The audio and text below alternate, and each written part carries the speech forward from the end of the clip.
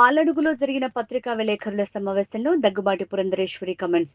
అన్ని రాజకీయ పార్టీలకు భిన్నమైన పార్టీ భారతీయ జనతా పార్టీ.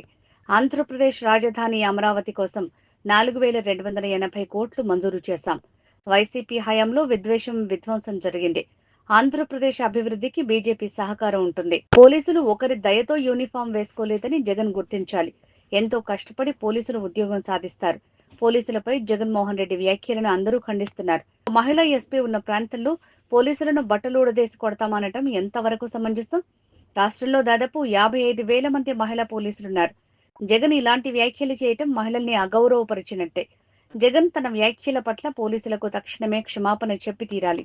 ఆంధ్ర రాష్ట్రం ఏదైతే అభివృద్ధిని గత 5 సంవత్సరాలు చవి చూడలేదు, మనందరికీ తెలుసు. ఇంతకు ముందు ఉన్నటువంటి ప్రభుత్వం, వైఎస్ఆర్సీపీ ప్రభుత్వంలో విధ్వంసం విద్వేషం తప్పించి మనం ఇంకేమీ చూడలేదు. అదేవిధంగా రాష్ట్రాన్ని అప్పుల ఊబిలోకి నెట్టివేశారు.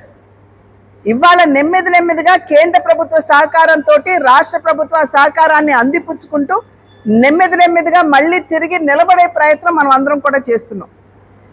అందుకనే కేంద్ర ప్రభుత్వం ఎప్పుడూ చెప్పింది, అన్ని విధాల ఆంధ్ర రాష్ట్ర అభివృద్ధికి మా సహకారం మేము అందిస్తాము అని చెప్పడం జరిగింది. దానికి కట్టుబడి రాష్ట్ర ముఖ్యమంత్రి చంద్రబాబు నాయుడు గారు ఎప్పటికప్పుడు నరేంద్ర మోడీ గారితో చర్చించి అక్కడి నుండి వనరులు తీసుకురావడం, కేంద్ర ప్రభుత్వం తన సహకారాన్ని అందించడం, నెమ్మదిగా ఆంధ్ర రాష్ట్ర అభివృద్ధి చెందడం, ఇదన్నీ కూడా మనం చూస్తున్నాము. ఇదే రకంగా కేంద్రం అందించేటువంటి సహకారాన్ని ఆంధ్ర రాష్ట్ర ప్రభుత్వం అందిపుచ్చుకోవాలి అని చెప్పి అభ్యర్థిస్తూ సెలవు తీసుకుంటున్నాను. నమస్కారం. యూనిఫామ్ని ఒకరి దయతోటి వేసుకోలేదండి.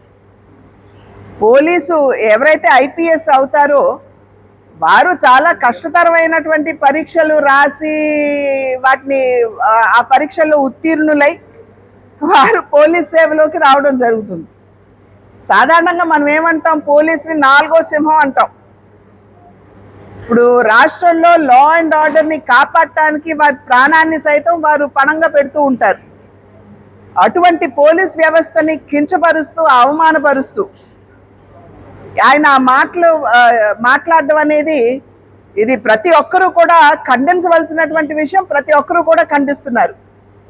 అందులోనూ అక్కడ అన్నమయ్య జిల్లాలో అక్కడ ఉన్నటువంటి ఎస్పీ ఎవరండి? మహిళ.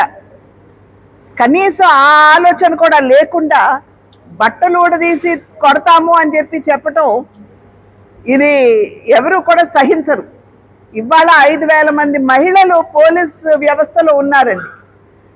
ఇది కేవలం మహిళల్ని కాదు, అసలు పోలీస్ వ్యవస్థనే కించపరిచారు.